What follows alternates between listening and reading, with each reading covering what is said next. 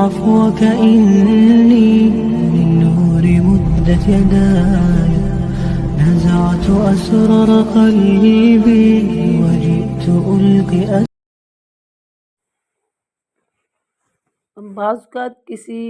مسلم بھائی کی غیبت جائز بھی ہو جاتی ہے اور اس کی عدم موجودگی میں اس کا عیب بیان کیا جا سکتا ہے۔ قاعدہ اس کا یہ ہے کہ جب دین کا کوئی ضروری مقصد اس کے بغیر حاصل نہ ہو سکتا ہو تو اس وقت یہ جائز ہے۔ نووی نے اور ان سے پہلے غزالی نے غیبت کے جواز کے 6 مواقع گنوائے ہیں۔ نمبر 1، ظلم پر فریاد، یعنی مظلوم کو حق ہے کہ ظالم کے خلاف بات کرے۔ اللہ تعالیٰ نے فرمایا لا یحب اللہ الجہر بالسوء من القول الا من ظلم۔ سورہ نساء کے اندر ہے اللہ تعالیٰ بری بات کے ساتھ آواز بلند کرنا پسند نہیں کرتا سوائے اس کے جس پر ظلم کیا جائے۔ اور نبی علیہ الصلوۃ والسلام صحیح بخاری میں حدیث ہے، ارشاد فرماتے ہیں یقیناً حق والے کو بات کرنے کی گنجائش ہے،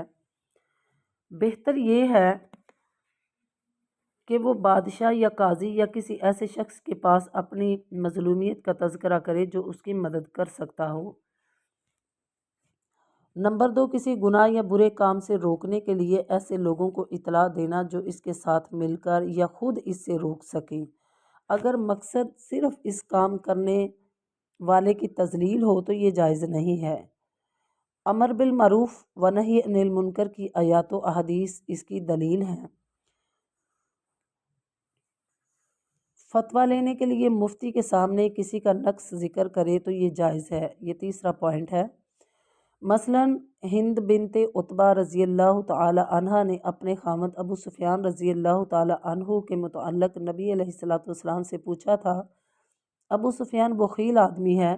مجھے اتنا خرچہ نہیں دیتا جو میرے اور میرے بچوں کے لیے کافی ہو، تو کیا مجھ پر کوئی گناہ تو نہیں اگر میں اس کے علم کے بغیر اس کے مال میں سے کچھ لے لوں؟ آپ علیہ الصلوۃ والسلام نے فرمایا کہ تمہارے اور تمہارے بچوں کے لیے جتنا کافی ہو معروف طریقے کے ساتھ لے لیا کرو۔ نبی علیہ الصلوۃ والسلام نے ہند کو اپنے خامد کا عیب بیان کرنے پر منع نہیں فرمایا کیونکہ اس کا مقصد مسئلہ پوچھنا تھا۔ نمبر 4 ہے، مسلمانوں کی خیرخواہی کے لیے اور انہیں شر سے بچانے کے لیے کسی کی برائی سے آگاہ کرے تو یہ جائز ہے۔ عائشہ رضی اللہ تعالیٰ عنہ فرماتی ہے کہ نبی صلی اللہ علیہ وآلہ وسلم کے پاس ایک شخص آیا، آپ علیہ الصلوۃ والسلام نے فرمایا اسے اجازت دے دو، یہ خاندان کا برا آدمی ہے۔ نبی علیہ الصلوۃ والسلام نے حضرت عائشہ کو اس شخص کی برائی سے آگاہ کرنا ضروری خیال کیا۔ مسلمانوں کی خیرخواہی میں اور انہیں شر سے بچانے میں بہت سی چیزیں آ جاتی ہیں، مثلاً حدیث کے راویوں پر اور مقدمے کی گواہیوں پر جرح جائز ہے بلکہ واجب ہے، اور اس پر امت کا اتفاق ہے، اور اس کے ذریعے عامت المسلمین کو عام گمراہی سے بچانا مقصود ہے۔ مثلاً یعنی جو لوگ دین سے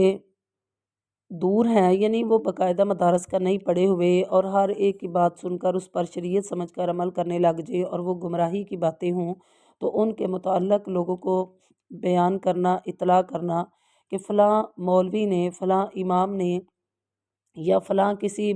کسی بھی انسان نے جو بات دین کے متعلق شامل کر کے یہ کہی ہے کہ یہ باعث ثواب ہے تو یہ غلط بات ہے، اس نے غلط بات کہی ہے، یعنی اس کا نام لے کے بھی بتایا جا سکتا ہے۔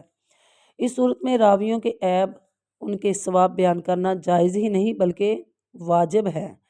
اور اس کی بنیاد بھی وہی حدیث ہے جو نبی علیہ الصلوۃ والسلام نے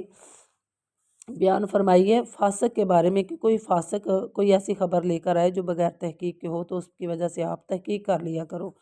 تو دین کے متعلق کوئی بھی بات آپ سے کرتا ہے تو اس کا تعلق قرآن و سنت سے نہیں، تو اگر آپ اس کے بارے میں کسی کو بتاتی ہیں کہ میں فلاں نے یہ مسئلہ بتایا ہے تو یہ کوئی غلط بات نہیں ہے، تاکہ سننے والا اگر اس بات کو سمجھتا ہے تو اس کے متعلق بتا سکے کہ یہ بات قرآن و سنت میں نہیں ہے۔ ایسے لوگوں کے خلاف علی الاعلان آواز بلند کرنا اور ان کی برائیوں پر تنقید کرنا جو فسق و فجور پھیلا رہے ہوں یا بدعات یا گمراہیوں کی اشاعت کر رہے ہوں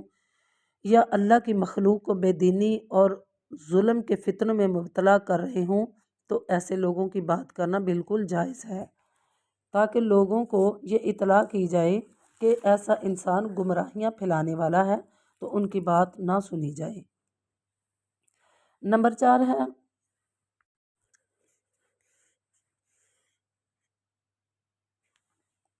دوسرے، جب کوئی شخص کسی کے ساتھ رشتہ کرنے یا امانت رکھنے یا مشاورت کرنے یا ہمسائیگی اختیار کرنے، مثلاً کسی جگہ پہ وہ جگہ لینا چاہتا ہے اور وہ پوچھ رہا ہے کہ یہ ہمسائے کیسے ہیں، کسی کے ساتھ وہ کاروبار کرنا چاہتا ہے اور اس کے متعلق پوچھتا ہے یہ آدمی کیسا ہے،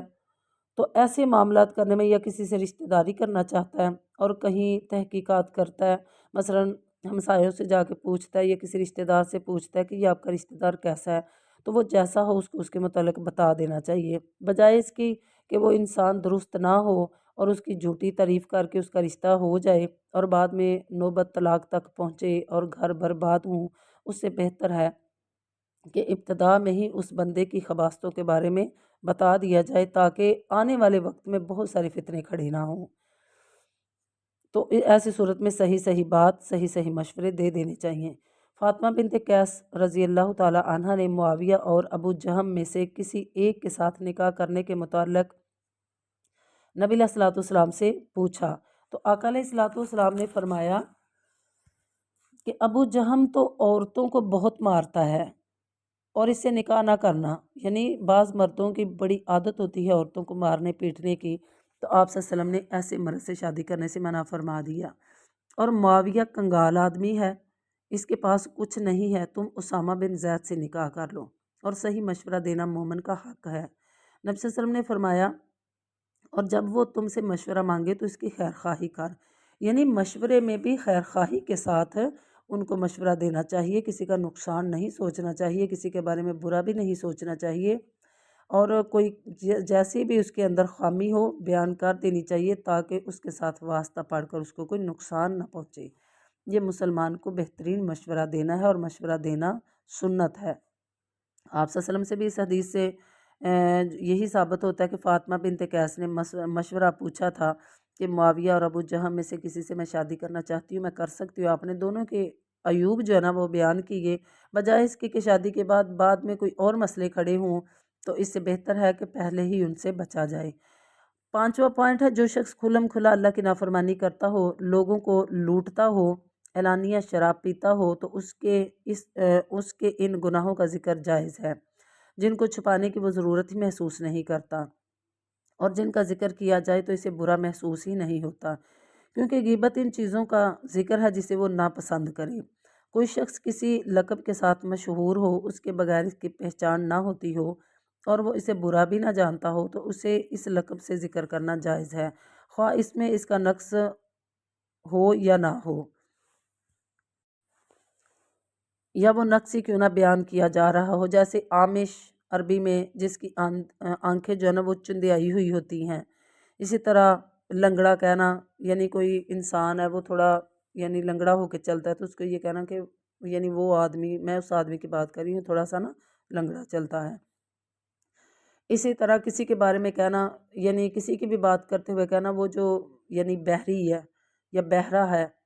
تو چونکہ وہ یعنی اونچا سنتا ہے تو اس کے بارے میں یہ کہہ دینا، اس کا کوئی مقصد عیب بیان کرنا نہیں ہوتا بلکہ اس کے متعلق پہچان کروانا ہوتا ہے کہ میں اس کی بات کر رہی ہوں جو بہرا ہے، جو لنگڑا ہے یا جو نابینا ہے۔ شرط یہ ہونی چاہیے کہ اس میں ان کے نقص بیان کرنے نہ ہوں بلکہ صرف ایک تعارف کروانا ہو، تو ایسی صورت میں یہ صورتیں جائز ہیں۔ بعض اوقات لوگوں کے کچھ نام پڑ جاتے ہیں جس حوالے سے انہیں متعارف کروانا ہوتا ہے اور وہ اس میں برا بھی محسوس نہیں کرتے، تو یہ جائز ہے۔ قرآن مجید کی اس آیت میں اللہ تعالیٰ نے فرمایا وَلَا يَغْتَبْ بَعْضُكُمْ بَعْضًا کہ مسلمان ایک دوسرے کی غیبت نہ کریں۔ اسی طرح ذِکْرُکَ أَخَاكَ بِمَا يَكْرَهُ سے بھی ظاہر ہے کہ صرف مسلمان کی غیبت ناجائز ہے، کیونکہ کافر ہمارا دینی بھائی نہیں، اس لیے اس کی غیبت میں کوئی گناہ نہیں ہے۔ اگر کسی کافر انسان کے بارے میں یا کسی ایسے غیر مسلم کے بارے میں کسی کے ساتھ بات کی جائے تو وہ ممنوع نہیں ہے، صرف مسلمان کی غیبت جو ہے نا وہ اسلام میں جائز نہیں۔ للنور مدت يداي نزعت نزعت أسرار قلبي وجئت ألقي